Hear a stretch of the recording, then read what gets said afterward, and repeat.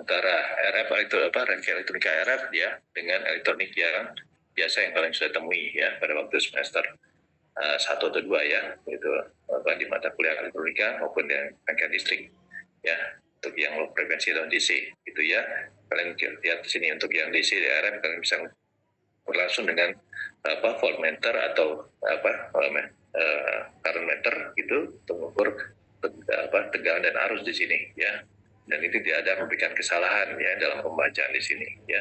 Dan ini nanti sesuai dengan misalnya sinyal tegangan sinyal adalah sinyal itu adalah total daripada arus yang masuk ke sini ke ini satu rangkaian bipolar ya, penguat menggunakan bipolar junction transistor ya.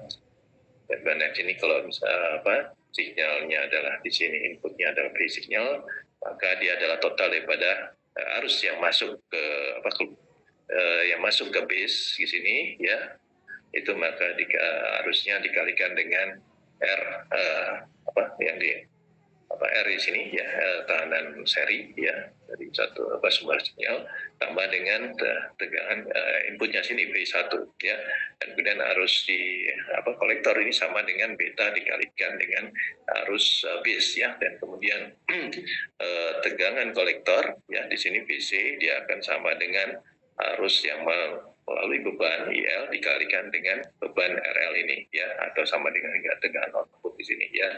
Ini tidak ada masalah untuk diukur dengan tegangan voltmeter maupun dengan current meter ya, atau di dalam multimeter maupun oscilloscope gitu. Tapi kalau sudah frekuensinya sudah di atas 100 MHz, maka ini nggak bisa lagi dengan diukur dengan menggunakan kabel begitu ya, dengan probe ini ya. Terangkan dulu ya. Kemudian ada kabel ini adalah sebagai distributor elemen ya, kemudian kontaknya ini ya, ini akan menghasilkan kesalahan pembacaan karena dia ada bagian ya terpantul di situ ya, dia akan menghasilkan gelombang berdiri gitu ya, dia akan memberikan kesalahan ya. Dan di sini ya maksudnya bahwa setiap konduktor ini ada dalam bentuk distributor elemen. Sekali lagi ya, saya nggak usah menyanyikan bahwa nanti bisa menyanyikan dalam ringkasan itu ya. Nanti kita periksa bahwa kalian memang betul-betul paham untuk yang apa sih bedanya antara rangkaian elektronika RF dengan rangkaian elektronika yang low frekuensi dan DC gitu ya. Ya, di sini untuk rangkaian elektronika RF, maka tiap konduktor ini untuk setiap increment dx ya, dia adalah melewati R ya, dan induktor ya sebagai elemen seri ya, dan kemudian ada bagian bawah tegangan di sini dia adalah di tegangan di antara konduktansi G dikalikan dengan delta X itu dan kapasitor ya C ya, itu adalah bagian kalau lihat satu kawat itu kabel itu kan ada bagian sinyal di dalam dan ada bagian dengan groundnya itu adalah dia ada tebal daripada bahan dielektrik begitu ya, dan tebalnya itu akan menghasilkan kapasitansi C di sini ya. Jadi ini mempresentasikan ini efek fisik ya di C maupun induktor ya, dari panjang kawat itu menghasilkan indukansi, sedangkan kalau yang dielektrik itu akan menghasilkan kapasitansi ya, dia ada tata dielektrik dibagi dengan tebalnya D itu. Dan untuk tiap increment delta X di sini maka disebutnya distributed element ya. Nggak bisa lagi dianggap ini ini hanya konduktor aja, bukan ini ada dengan R sama dengan 0, bukan lagi gitu ya. Ini nggak usah ini lagi ya, kalian juga nanti sudah paham ya bagaimana nanti setiap increment daripada konduktor ya, dia adalah punya sebagai disebut elemen atau ada bahwa dia sebagai ini ya tegangan dan arus ya, yang nanti kemudian yang kemudian diindikan dalam koefisien refleksi ya, dia adalah akan berubah fasanya ya, karena ada distributed induktansi dan kapasitansi begitu ya. Dan kalian nggak bisa abaikan setiap increment dalam ukuran mikrometer ya, milimeter dan sebagainya. Ya akan berubah karena panjang gelombang daripada sinyal RF itu dan konduktornya itu di dalam orde panjang gelombangnya gitu ya. Lambda ya, mana kalian sudah tahu lambda itu adalah kecepatan cahaya dibagi C dibagi dengan frekuensi gitu ya. Kemudian juga bahwa yang kedua ya, bahwa apa setiap posisi di jalur transmisi itu di konduktor itu adalah dianggap sebagai kutub dua ya, karena bahwa dia ada yang kemudian tegangan dan arus itu adalah jumlah total daripada tegangan sinyal datang dan tegangan sinyal terpantul ya. Arus juga ada pada arus sinyal datang dan arus sinyal yang terpantul ya.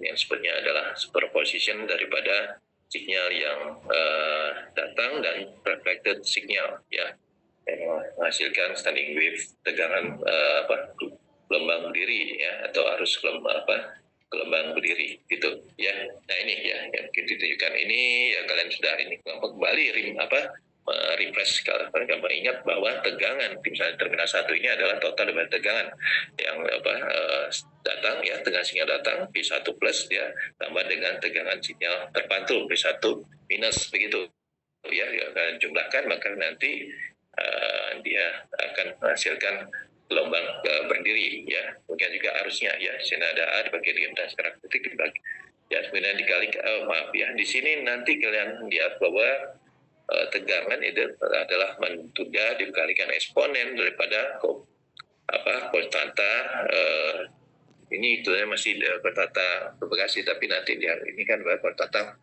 fasa ya, beta ya ditambah dengan B dikalikan eksponen pada konstanta minus ya, konstanta positif ya, konstanta fasa ya. Kalau misalnya ada J ya, J beta X ya, kalau J minus J beta X, kalian ingat lagi bahwa dia adalah sama dengan ada suatu bilangan kompleks ya, jadi cosinus beta X ya dikalikan A plus J A sin beta X gitu ya. Nah ini akan diinikan ke dalam dua komponen tegangan ya, P1 plus dan P1 minus ya, yang P1 plus adalah arahnya ke dalam two-port ini ya, dan P1 minus yang keluar daripada two-port ini gitu ya. Nah mungkin juga di terminal 2 ya, dia ada P2 plus ada P2 minus gitu ya. Yang kemudian nanti bahwa dalam two-port ini ya bisa nanti mengukur ininya bagaimana network daripada atau ininya ya, impedansinya maupun nanti ambitansi atau hybridnya ya, parameter hybridnya atau parameter kasketnya dari suatu two-port, maka dia nggak bisa diukur diinikan langsung, tapi dia dengan meluncurkan sinyal datang A1 ya, kemudian diukur ya sinyal yang terpantul B1 ya, dan juga nanti B2-nya juga di sini ya, juga nanti ini ada yang datang dari beban ya atau antena di sini ya, yang sebutnya sinyal datang di terminal kedua. Ya nanti di sini kita lihat bahwa di terminal 1 ini ada bagian terpantul dan bila ini kan kepada A1 maka dikenal sebagai koefisien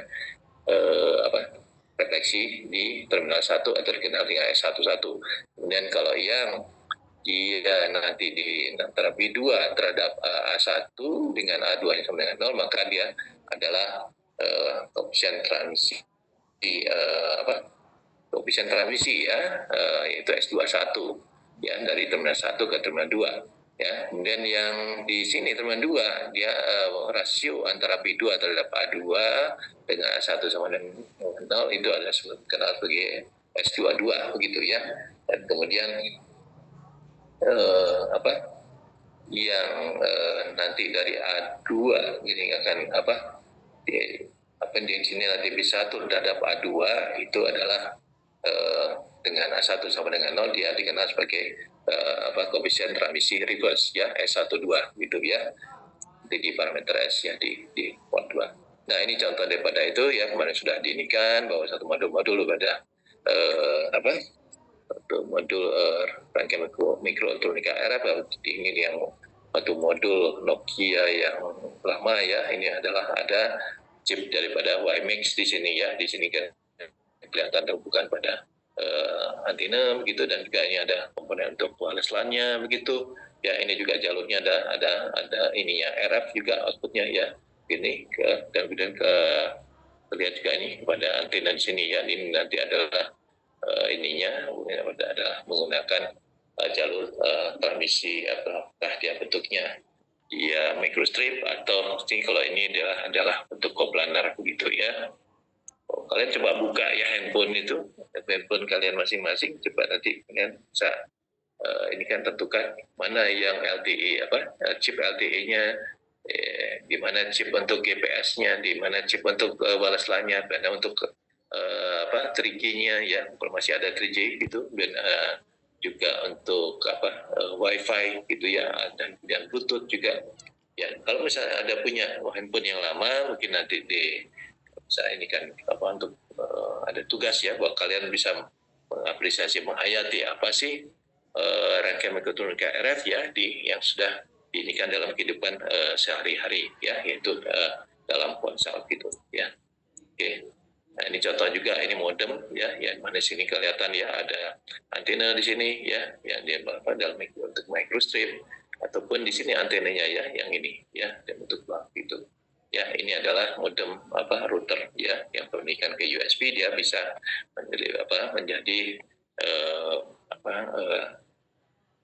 untuk akses Wi-Fi atau menjadi hotspot gitu. Nah, ini adalah contoh rangkaian mikroelektronika RF dalam ini substrat semikonduktor ya, atau dikenal sebagai monolitik begitu ya. Nanti kalian lihat ya, tiap ininya ya, tiap dari konduktor ini adalah sebagai distributed element ya. Nah, ini kelihatan dari input ya, melalui konektor di sini, dan ini ada dua transistor penguat ya, dan ini digabung ke dengan menggunakan balut di sini, dan nanti ini di sinyal ini dibagi dua, nah sebenarnya divider, kemudian dari outputnya kemudian digabungkan lagi ya dengan combiner begitu ya, jadi satu penguat Arab yang linear gitu, untuk frekuensi 400 sampai 800 MHz gitu. Nah, ini contoh satu IC yang dulu saya fabrikasi sendiri ya, dengan ada ini ada suatu DR switch ya, ini sebutnya karena di atas substrat semikonduktor disebutnya adalah monolithic microwave IC. Ini adalah suatu TR switch begitu ya, untuk switch dari antena untuk yang bagian transmitternya ya, atau bagian receivernya gitu ya. Nah, ini dengan merangkaikan dengan ada resistor di sini, ada kapasitor gitu ya. Ini ada dia men-switch ya, ini kita lihat ini switch, ada ini kan dua dari sini ya, ini dari sini ya, inputnya dibagi ke dalam dua output di sini ya, dari receiver dan transmitter gitu ya. Jadi kalian bisa nih, mungkin mudah-mudahan ya ada yang bisa tertarik misalnya saya ingin mendesain dalam bentuk monolithic microwave IC gitu ya, dengan menggunakan ADAS. Itu ada kemampuan ADAS untuk melakukan layouting situ ya. Baik, saya kira sampai ini selesai ini, dan kalian coba lihat